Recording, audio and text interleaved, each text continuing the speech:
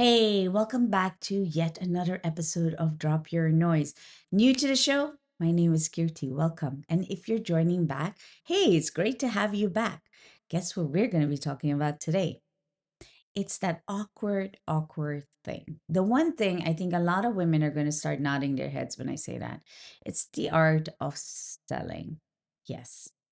Let me share with you this week's guest. Her name is Helen. She is experienced, an expert in sales.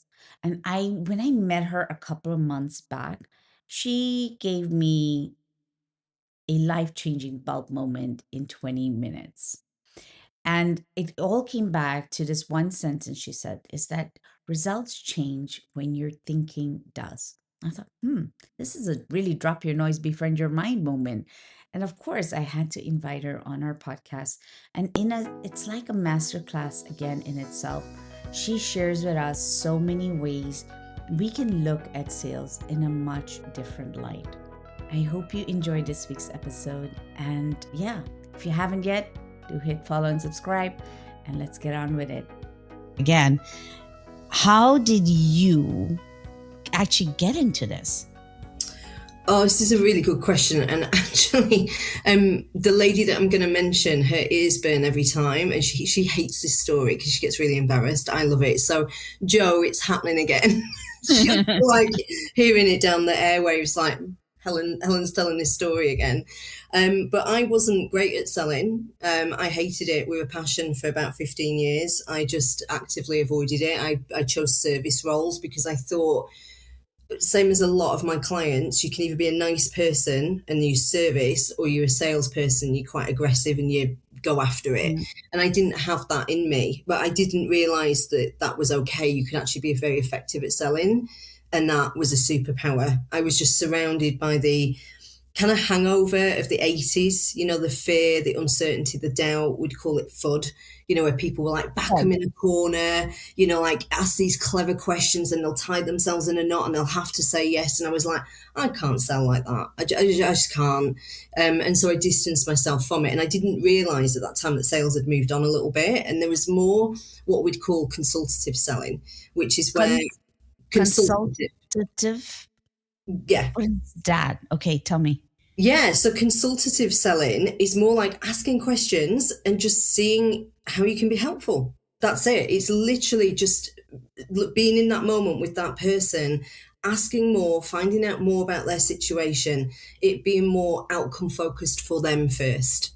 Whereas I think when we get a bit salesy and it feels a bit aggressive, it's because we are sometimes slipping into wanting it more for ourselves. And when we look at the feeling of selling, sometimes it doesn't feel good. And it's not selling that's hard or difficult or bad. It's how you've been taught it. That's my take on it. And I wasn't taught a great way until I started in an engineering company, and they said, we're going to do a full year with a trainer, and she's going to come in, there's going to be training days, there's going to be coaching, there's going to be time for you to tell her what you think about selling, and you can get it all out, because we walk around the office and we hear these conversations are okay, but we could be asking more, and when we ask more we can help better, and our competitors will be asking more and they'll be helping our clients, and we know we can probably do it better, and so we're missing all this opportunity. So there was a business gain, of course, but there was like, you're going to be better salespeople as well, and they're going to give our clients a better experience. So immediately I was like, oh, that feels so different. That's so different.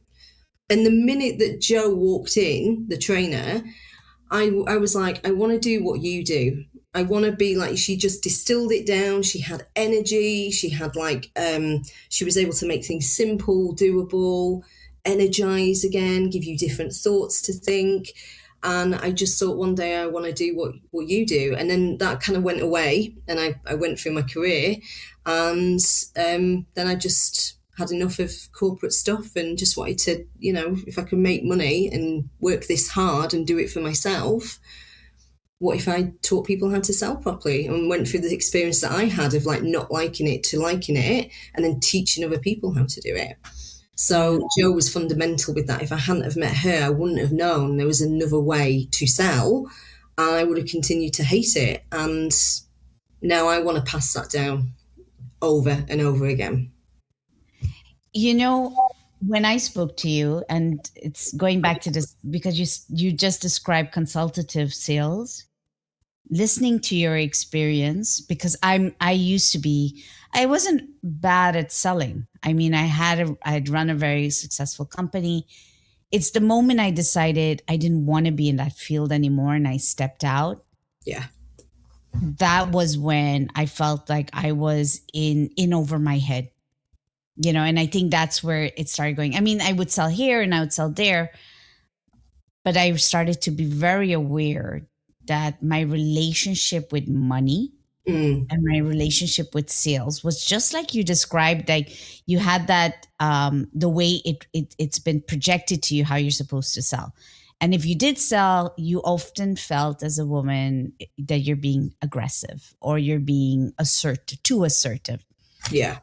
And so one of the things, what I really liked when I was discussing with you was you you did invite me, just like your story. It's about rethink the way on sales, just rethink about it.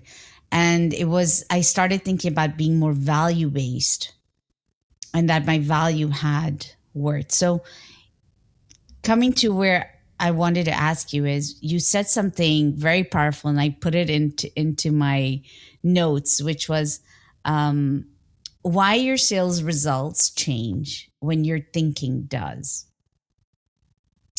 Yeah. So how did you get to that part? Yeah. So, first of all, like just realizing that you've got thinking. That's like the first thing. I was wandering around thinking that the problem was the clients, my boss, the targets, like all this, the client just didn't behave in the way that I expected them to, or like buy in the way that the company wanted them to buy. And everything was very outcome for us. It was us first, customer set. It just slipped and I didn't like it. That's where the turning point was.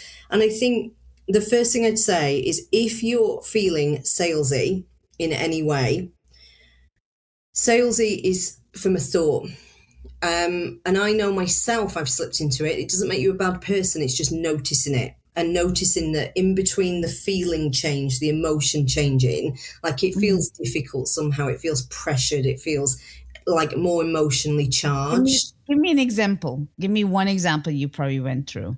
Yeah, so when I saw a certain figure in my bank account, as a self-employed person, I would go into like my predisposed training of being a salesperson in corporate, and I'd be like, right, let's hit the phone, let's talk to people, let's go and see what's happening, let's see if we can get some sales in.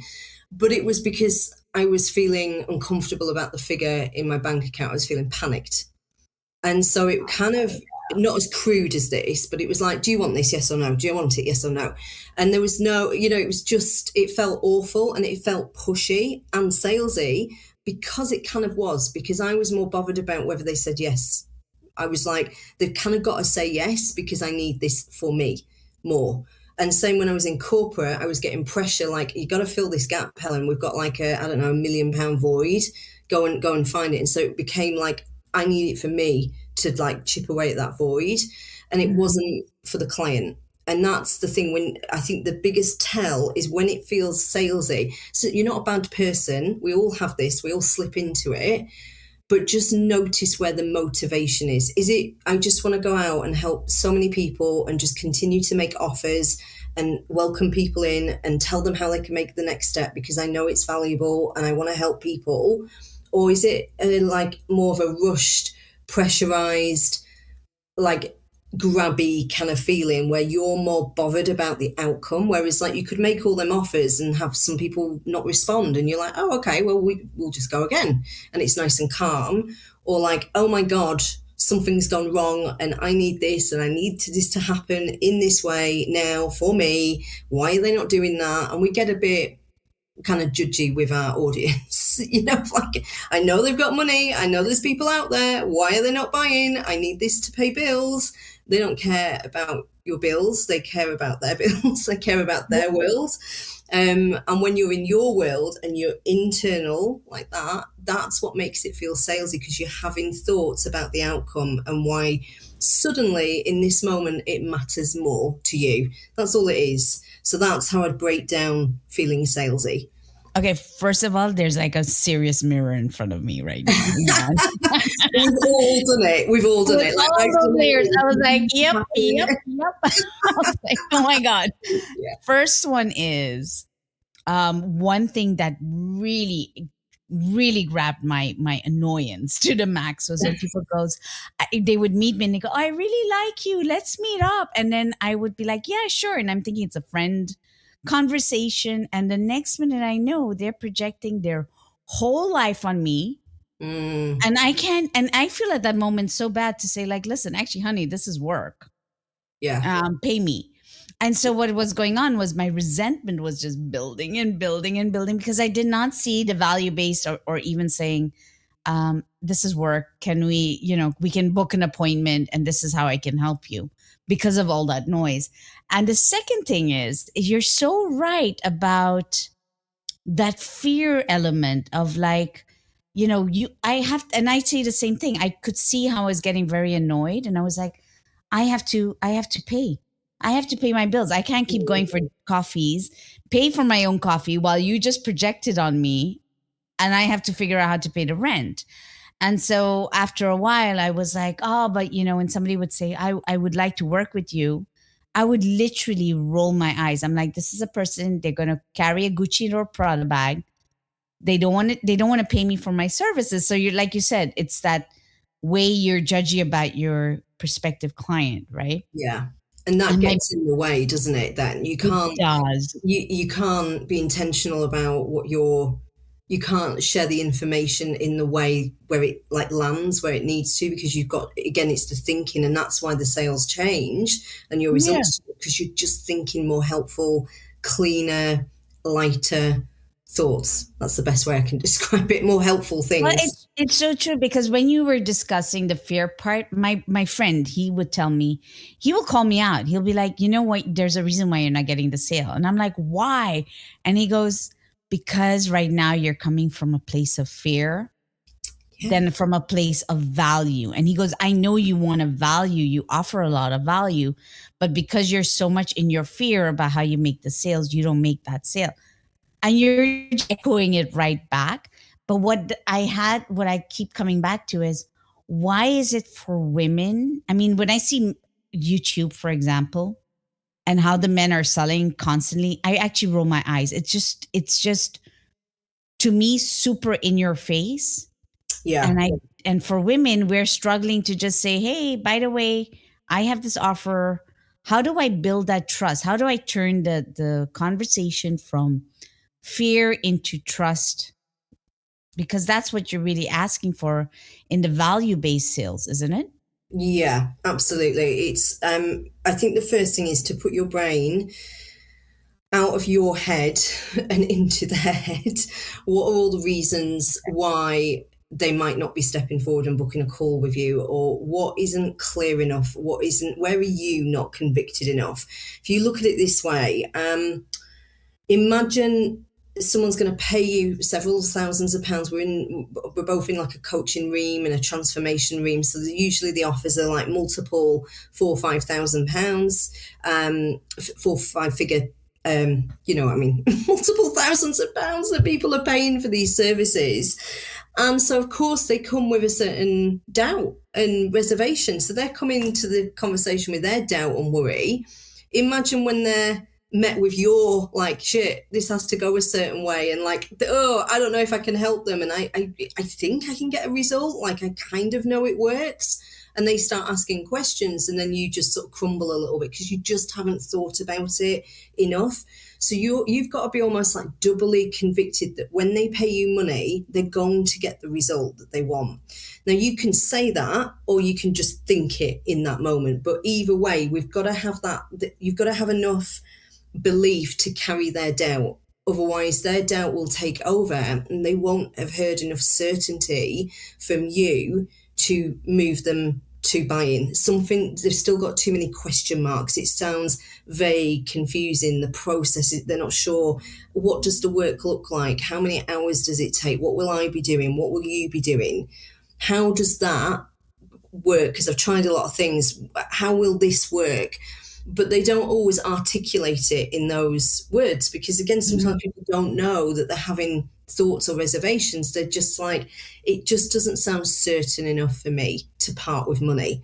And so we don't naturally put our brain there. We go to, well, clearly the price is wrong, or the offer's wrong, or the length of time. I know what, I'll do a shorter offer, I'll change the price, I'll do this. And then we change the one thing. It doesn't matter that you can have any offer of any kind. You just have to have the conviction that it's going to deliver a result.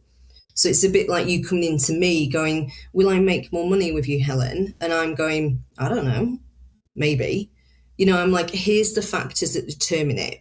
Here's what I see in you. Here's where you are. Here's where you want to be. It's totally possible, but here's what's going to slow it down. Are you ready to go through that? Are you ready to hit that? Because if you are, you'll do it faster.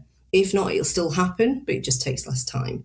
Versus I don't know, maybe. There's not enough conviction to carry you across.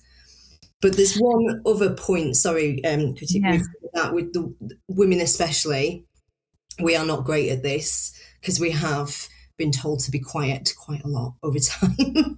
Just sit in the corner. We're not great at this.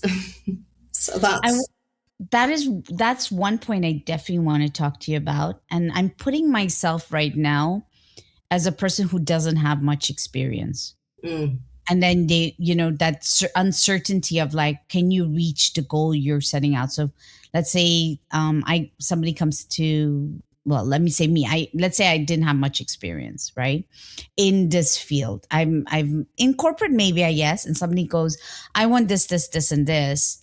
And they're feeling that because they haven't had one result already, and women the women are already about this quietness, like you say, but also they call it the imposter syndrome, but I have a issue with that word. But having those doubts, what if I don't give the results that I give?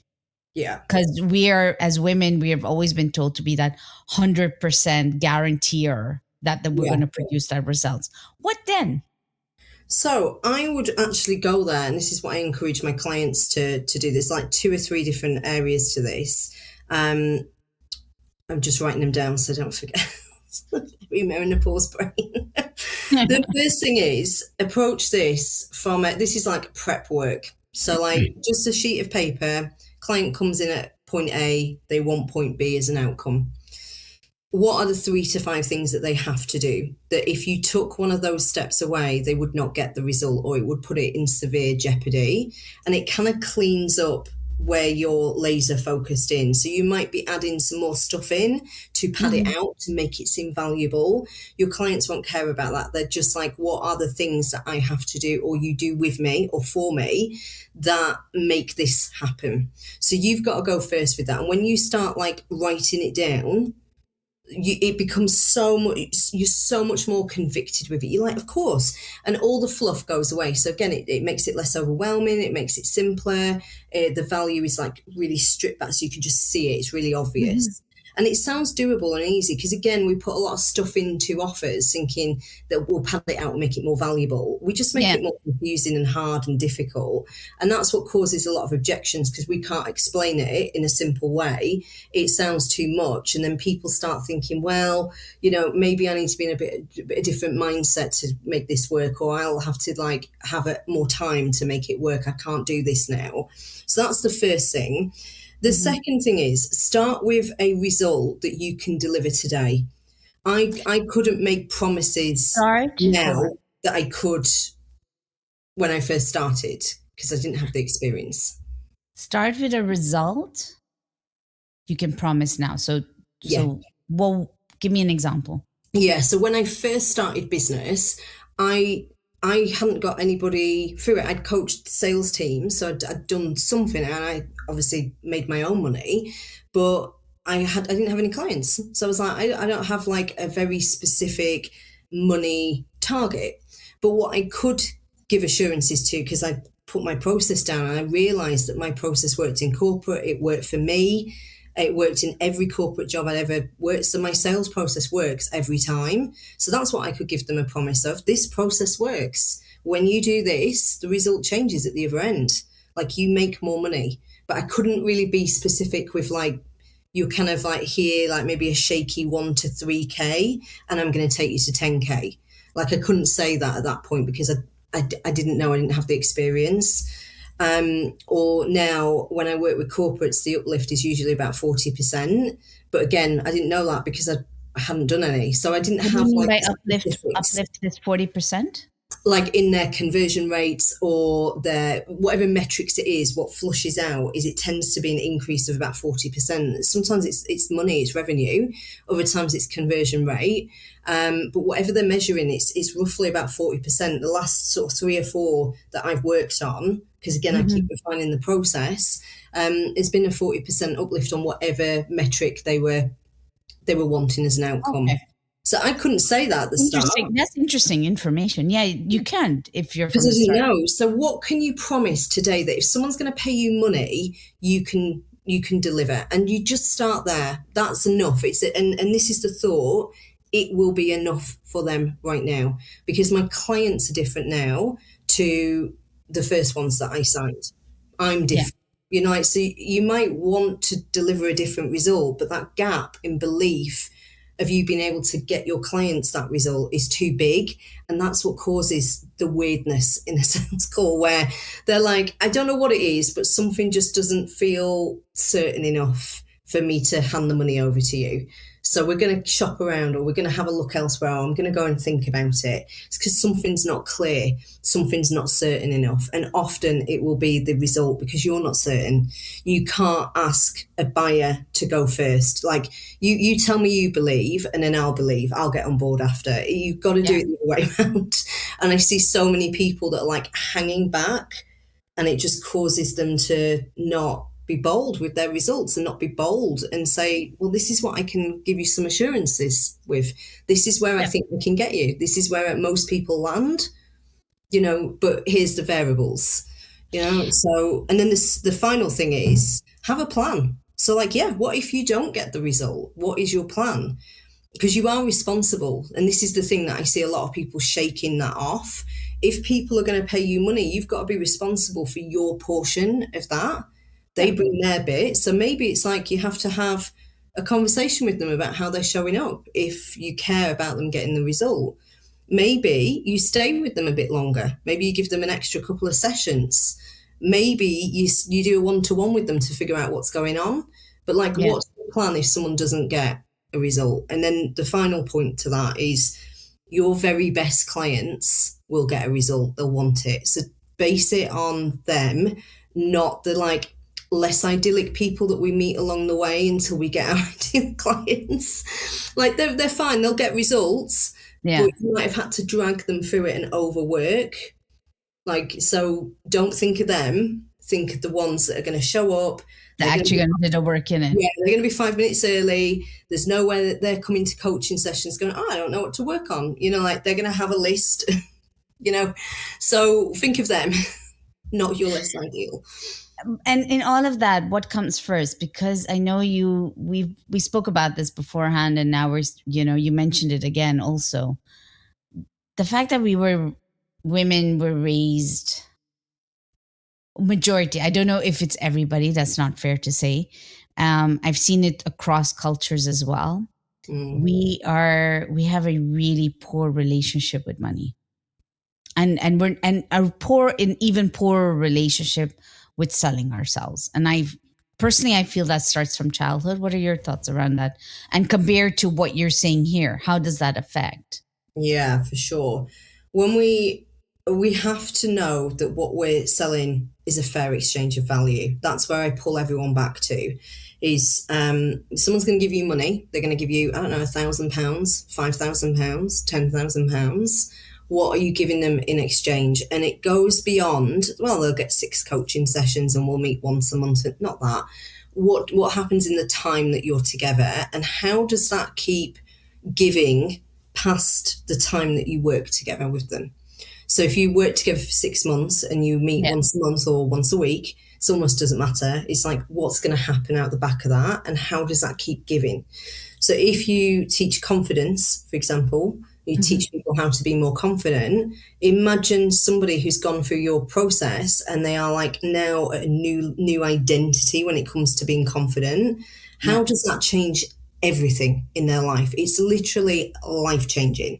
And when you put yourself there and then you're like in exchange for £1,000, £5,000, they could go and get another job and immediately like make that back in their first month of like Yeah. an increased salary. So Yeah. like it's almost like you want to be on the it's a massive over deliver from my side.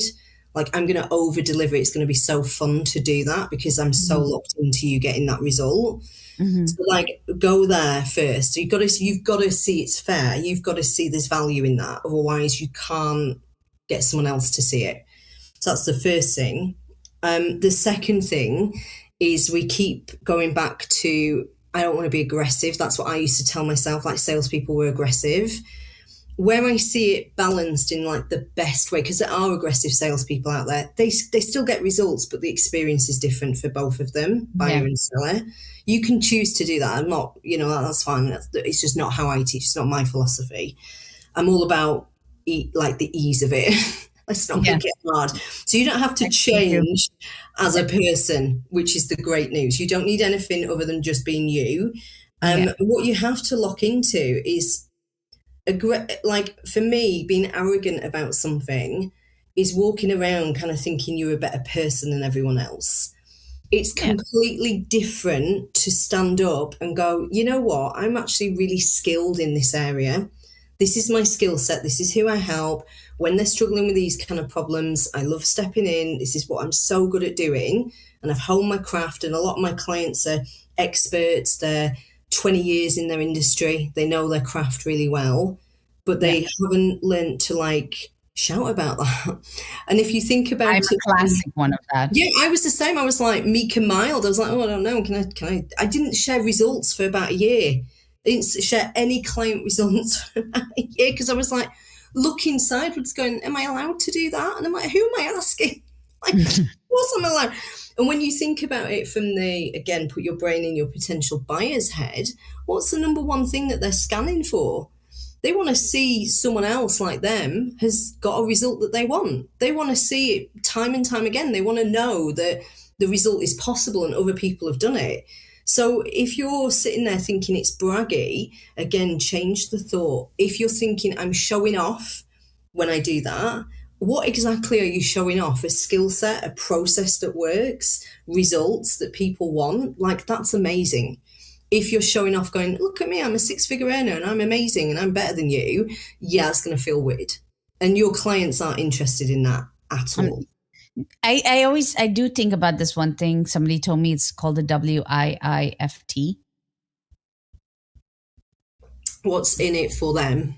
Yeah. Yeah, just And that's like I'm quiet. I was like, yeah, okay, yeah. it's really about what's in it for them. Yeah, they don't care And about you in the nicest possible way. They're just like, how can I get this result? Can I get it with you? How long is it going to take?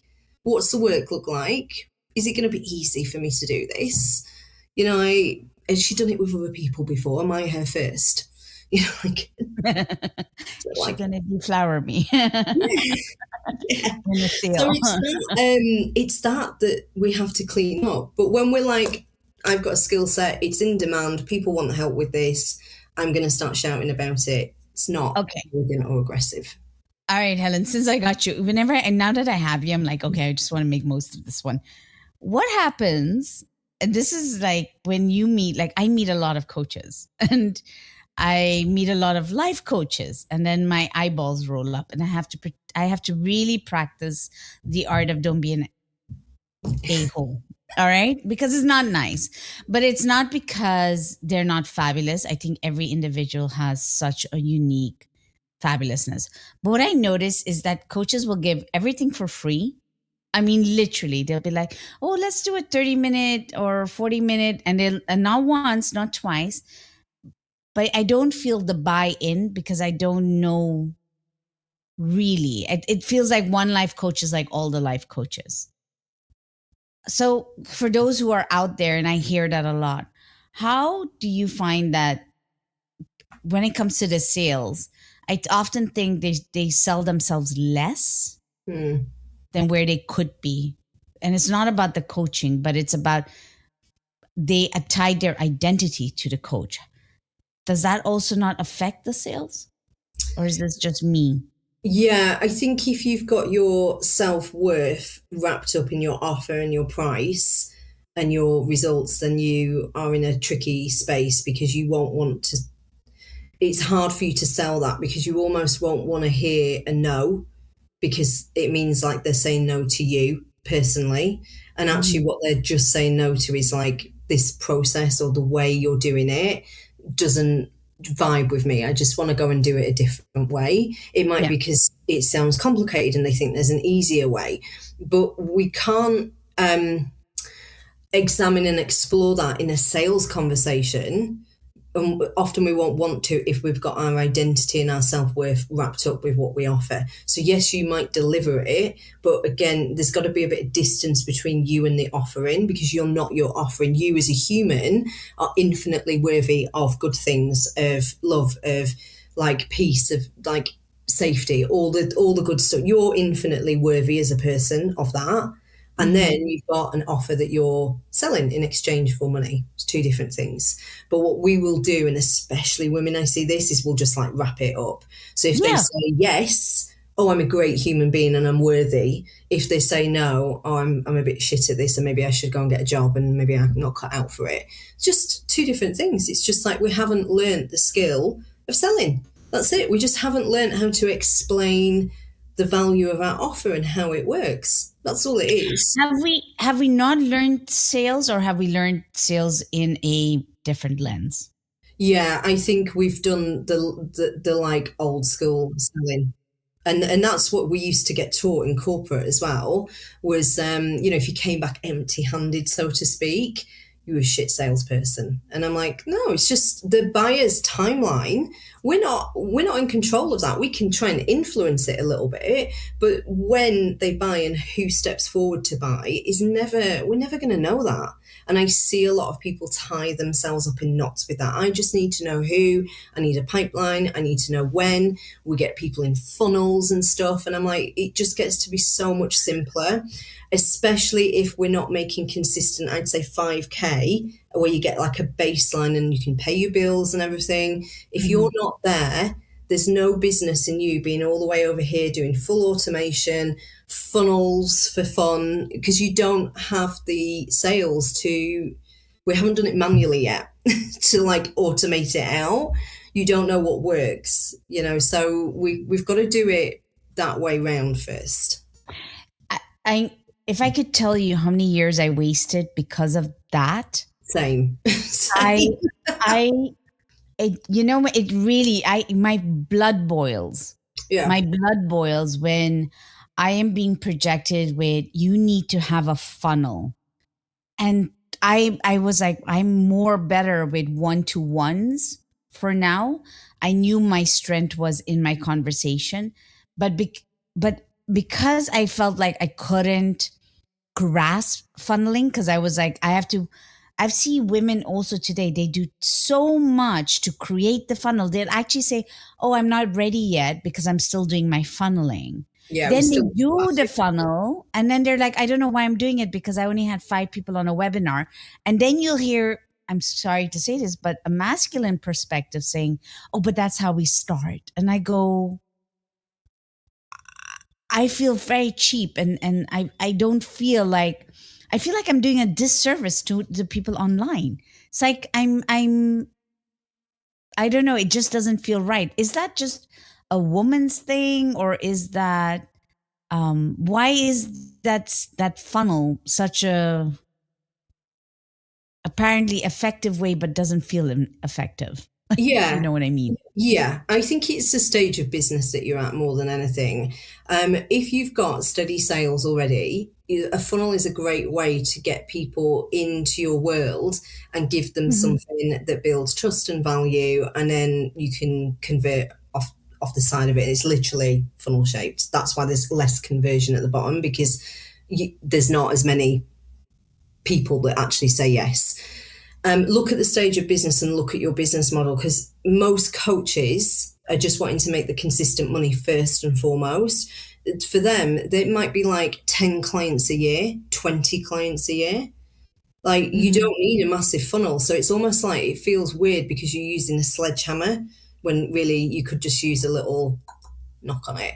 So it's got its place, but it's often used in the wrong stage of business. And to have, like, say 5 people on a webinar, like, that's amazing, because you can influence 5 people. I had about 5 people on my very first webinar. I thought it was a disaster. One of them bought, and another one went and told someone about me. So, like, and they bought later. And then I Right, got right, 50 right. people on a webinar, and then I got 100 people on a webinar. So it's like, it it's it flows. So you've got to be prepared to start somewhere. And I always go where your strengths are. My strength is not funnels and tech and everything. My strength is going out, having conversations, finding what sales and marketing problems people have, and then through Yeah. my content, sharing my way of making that simple and easy. And I think the biggest thing, it doesn't matter if it's a funnel and you're gathering emails and you're giving them a tick list, a checklist, a video. It doesn't matter. You can do it in so many creative ways. But I think the thing to think about here is, what do you want to become known for? What's that bit in the middle, the trust and the credibility that's being built? Because otherwise you'll get loads of people coming in and then you'll try and sell at them and there's a huge portion missing. And I think moving into 2026 and beyond, that's the bit we're pretty burnt out at the moment from the online selling, the Really? hustle grow Oh, yeah, selling. Yeah, that, absolutely. false promises. That's why trust and credibility in that middle section is so important. So my thing for my clients are, what do you want to become known for every time someone engages with you? And then what's all the different ways that you can bring them into your world and then make them consistent offers? And you show up consistently in doing that. And you can do it networking, you can do it in person. I've got one client that doesn't have any social media whatsoever. Personally, I think she's missing a trick, but she's got 7K months without any social media. I've got other people that don't do any in real life conversations. They're making 10K months. So the mechanism, we get so caught up with the mechanism, that is irrelevant, because if you've got rubbish thoughts about it and you don't think it's going to work, and it's not, I don't like it this way, I don't like video, I don't like showing up like this, whatever you say is going to be like marred by that, and then that's going to affect people's uptake. So that's more important. Your energy and your thinking about it is way more important than the thing, especially if you're at that haven't made 5K consistent months yet. Yeah. Like, just go out, have as many conversations as you can, and like make lots of offers to come in. Can I have a conversation? I'd love to explore that with you. I have 2 slots. I'd love you to have one of them. You mentioned this before. Can I be helpful? I've got this webinar. Would you like to come to it? It solves for this. Like, you can just start getting people into your world so they can start building that trust and credibility. So going back to, I mean, there's so much. I mean, I'm like, I'm gonna have to sit here and listen to this and go. Giving you a problem, sorry. No, not at all. Well, one thing I really appreciate, I mean, that's going back then when you debunked for me the whole funnel, because I knew I was like, I don't want, I was actually resentful for every time somebody kept telling me I have to create a funnel. And I'm Yeah. like, who told you and why? That it started to make me feel, the word was inadequate. Like I couldn't kind of like feel connected to myself anymore. And I didn't want to resent my work Yeah. because I couldn't get that funneling, right? And then I would I work with individuals when they talk about themselves, and I say, okay, well, why would you say that? Why do you articulate your message? And I realized that if I just stopped listening to everybody, I actually knew or know where I had to go. Yeah. And I when I spoke to you and you really, when you debunked the funnel, and it was very reassuring to some extent. But then I also said, okay, I feel like I wasted so many years because I was listening to all this bad advice. So in your your experience, you work with all these amazing individuals. What is the quickest way that women could save time? Because you mentioned something very interesting. I'm still like processing it about 1975 Yeah. and the impact of that. Do you want to just share it with everybody? Yeah, Because that ties into now. yeah, we were talking about this. Like, I think the reason why women, especially, have so much of a problem with money, and we tell ourselves we're not good with it. We're not good with the decisions. We're not good with holding it, keeping it, making it, creating it. Um, it's usually there's two things. The first one is it's not your thought. Like, Yeah, it's okay. a thought that's been given to you. And we're not going to man bash, but like sometimes it was our father figures, our like family, our nearest and dearest. They were just passing down their thoughts about money. Like my dad would be like, the only way to get more money is you've got to go and work harder. Sorry. Yeah. And so I'm like, shit, let's roll the sleeves up. And then I was burnt out by the time I was 25, I think. I was doing like 1,000 miles a week in a car.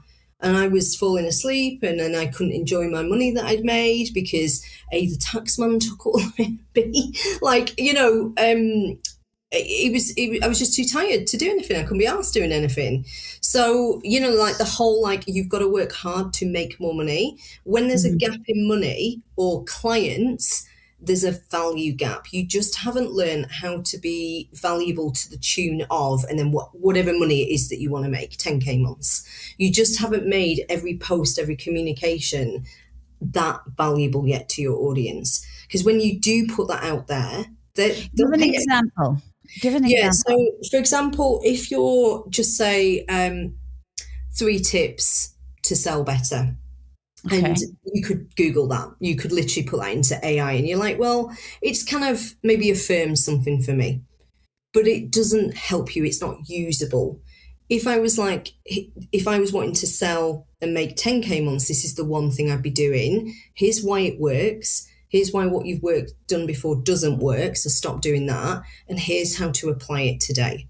Okay. Again, it's more That's a frame. usable. You can go and take it, use it, and change it. You can see the impact of it versus let me just kind of tell you something. Let me Mhm. tell you it, make it usable, make it valuable, make it so you can go and take it and actually see and feel that transition a little bit. It might be a different thought and immediately you just feel calmer. It might be that you're like, just make this decision here and you'll find the sales call goes better.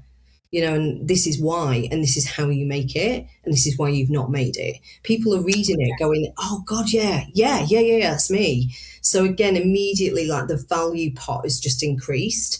And once they've done it once, that you might teach them a thing that they can do over and over again.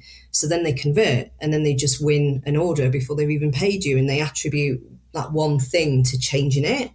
And then they make that order over and over again. So immediately you've just made them like X amount of thousands of pounds versus like, here's 3 things you want to do in your business, and you're like, well, I already know that. How do I do it? And why am I stuck? And why can't I do it?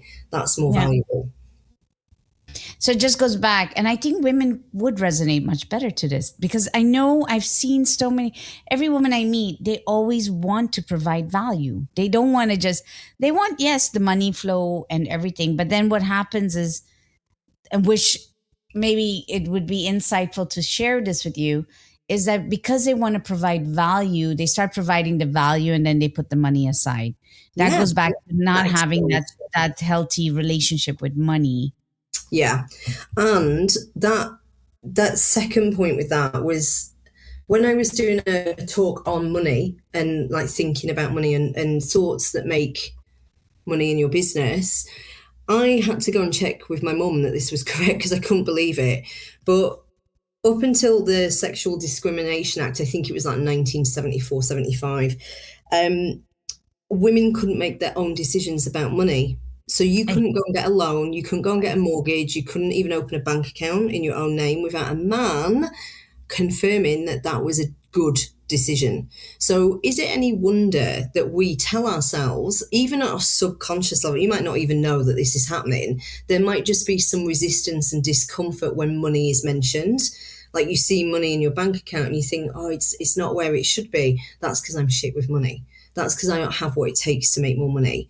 I doubt our male counterparts would think, I think they think something different. They're just like, oh, like, better do something about that. Like Yeah. they don't seem to give themselves as much of a emotional hard time. That's Yeah. just my take. And I don't, it's not like a hard all men, all women, but I generally see it. And then I'm like, where does this come from? And then I had to go and check with my mum. I was like, is this true? And she was like, yeah, without your dad, like we wouldn't have got the house. I wouldn't have been able to do it on my own. And I'm like, why is that? And she was like, I don't know. It was just like a law that that's just how it was. So it's But then how do you break? But then how do you break free from that? How do you make sales? I mean, till today, I still see people and I have had that where men have come up and told me I'm being a little bit, if I'm too much yeah, on the sales, yeah. or I'll hear it from another woman because she's like not comfortable if I'm being so salesy about it. So how do you, with that fact in mind, 50 years, and you gave that talk, what would have been the solution around it?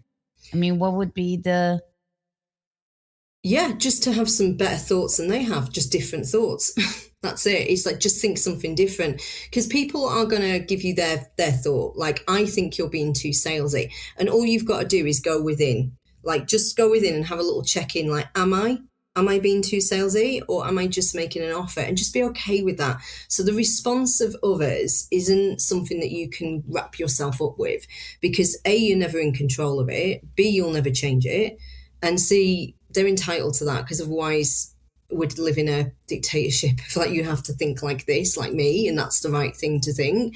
So let them think what they think. I went through this myself at the end of last year. I have a coach. Some people are surprised by that. I've always had a coach. That I've got a sales coach, because she helps me Mhm. keep sharp, and she helps me not only look at my clients but my own stuff. Otherwise you end up like the builder's house, where you're helping so many other people. Who's helping me? What am I doing? I need the same.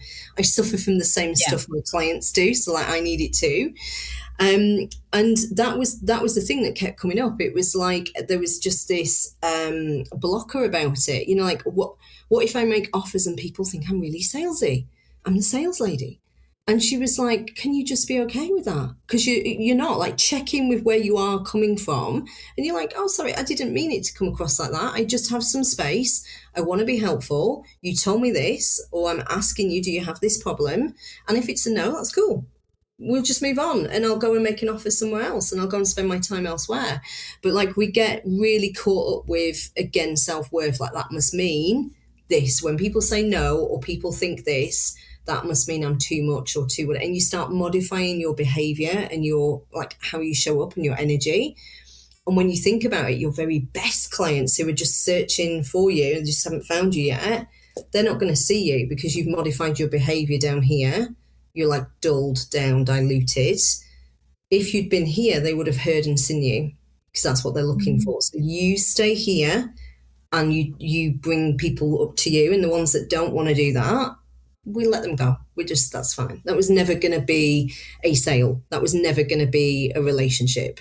And that's why there's so many options out there, and so many different people for different things offering different products, because we're not for everyone. I've been told a few times, like, you're a bit much, to shush. I'm like, oh, okay, cool.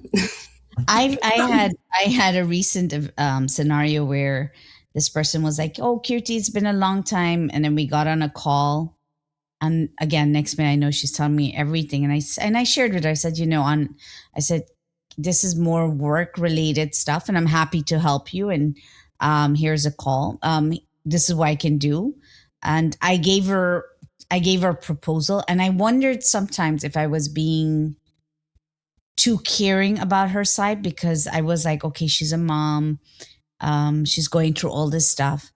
And the next minute I get back was, I can't afford this. It's a lot. And then I was wondering, what do I do then? Because I can't lower this any more than I did. And I was like, if I keep giving her the value, then I know I'm not going to appreciate. I feel like I've done a disservice even to all my years of experience. Now, how would you reconcile that? Yeah. So it goes back to your most qualified clients. So your qualified client has the problem that you solve for. They're actively looking for a solution Hmm. and they have resources to pay. Now, my first business coach, I still work with her now. I had zero money in the bank because it took me 8 months to figure out what I was doing. I needed some help when I first launched my business and I had to borrow the money to work with it. So even when they have zero money in the bank, they can be resourceful. Your best clients can be really resourceful. So always think that that's a really good thought to have. There's so many people out there that are qualified.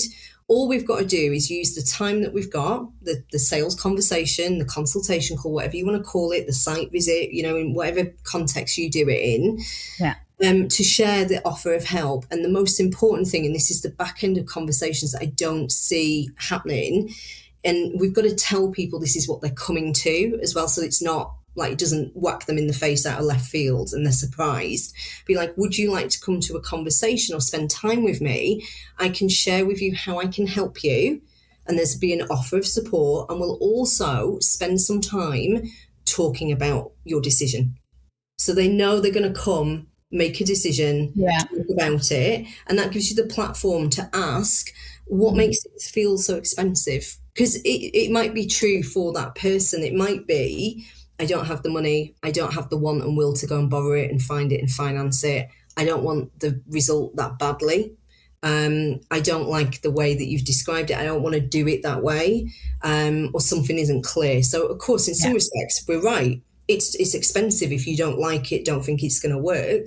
But the 100%. conversation can't happen on an email. It's got to happen in a container. So I would always, if you're going to let people go off, I'd always book the next call, like in, and say, look, Yeah. you can go and think about it, or I'm going to invite you to think about it now. Because when you think about the value, again, them going off and thinking their way out of it isn't always the most valuable thing. Whereas if you can like offer the time and space to explore their thinking, that's highly valuable. That's like the most value you can give. It's like in service, but with the caveat that they can say no. So this isn't like spend time with me and you can only say yes. That's when it feels weird and salesy and And it also pushy. saves a lot of time. It Yeah, saves a lot of time. for them and for you. And for And you, yeah. imagine how helpful it is. And one of my strongest no's, I'll always remember this call. This lady wanted to set up her own cleaning business, like high-end cleaning. And she also wanted to go back into teaching, and she was conflicted. And she told me she'd spent 6 months, like sleepless nights, being pushed by family members to do it. She couldn't really work out why she wasn't choosing either. She was just in limbo, doing nothing, not creating her own money, not doing, like, not having a purpose. And she said, I'm just tired of it. I was like, let's jump on a call and we'll figure it out. Within an hour, she was like, I know exactly why I'm not doing it. I know why. I'm really happy with that. So I guess this is a waste of time for you because you know it's a no. So I'm sorry about that. And I was like, it's never a waste of time. Like, how amazing is that? And then she messaged me a few days later and went, I've honestly, everyone's asking what's happened, what's changed. I'm a nicer person. I'm nicer to my kids. Like I haven't argued with anyone. I've slept properly. And I'm like, because you made a decision, because someone held the space for you to decide. That's it. That's your job as a salesperson. But going back to corporate, if I came back and went, oh, we had a really nice chat and like discovered her feelings and they just didn't feel strongly enough, they were like, what the fuck are you doing? Like, what's happening? What? Like, but that is the most valuable thing you can offer is time to talk through and then talk through what they're thinking about buying. And that back bit often doesn't happen. We're like, oh, just email it. You let me know. Just get back in touch. Those people I can count on one hand who said yes from that approach for me. To me, I don't say yes to that. So I can imagine. And if I don't say yes to that, I can imagine what other people won't say yes to. But what I'm realizing in our conversation is how much in reverse we have sales. Mm, And it is really noisy that yeah, if you just stop all the noise, you're coming back to having that conversation, creating that space as you're sharing, and being okay to have that conversation yeah, because you're helping one another also along the way. yeah. Yeah. What is the one thing if you wish people would know to just get it? What Oh would it be? God. Come I wish. on. Oh, I see a lot of people apologizing for selling, just apologizing for everything. Like no pitch. Oh, I don't want to. And they like hide and dilute and like dull it down. Just be really fucking proud of what you've created. You created this offer for this audience, for these people. See it as a fair exchange of value. See sales as something helpful. It is, for me, the highest form of service. Holding that space and Really? and talking about it with someone who has got a problem, when we're like, oh, yeah, but I want to be pushy or like make them decide, we're not making them do anything. We're just inviting them to do it because it is in service. When you think about why do you want them to go off? Oh, because I want to feel better. Well, it's not in service at all. So, like, No. look at where your brain is tricking you, thinking you're doing a solid for your clients. And actually, you're just making this sounds really harsh, but like we're making ourselves feel better. That's not service. No wonder sales feels pushy and weird. Like, if you want it to feel different, go and think different things. Change the purpose of the call, change what you're thinking about it. I promise you, my one is for sales to be easier for people, because imagine how many more sales we'd make, and imagine what that would do to the world and commerce and people's lives and like everything. So like that's it. Just like why are we believing that? Why are we choosing that thought that like it's salesy and aggressive and like something we do to someone? I genuinely want people to see it as an act of service, because it truly is when it's done well, and that's what I'm passionate about, skilling up and teaching business owners. That's it. Okay, so there you have it. What was your takeaway from this whole conversation? Was there an aha moment? Was there a moment where you said, actually, I could do this differently? If you're not sure how you can share all these wonderful, maybe thoughts that you might have, or you want to share it even with our other listeners, head over to my Substack. It's not just a newsletter. I go a little bit more of a deep dive and create these articles based off these conversations. And if you'd like to be part of it, why not join me there? You get some more tips, hints, and also some of these more pause phrases that I end up loving to write and share them with all of you in these articles. So, have a good one. Till the next one, take care.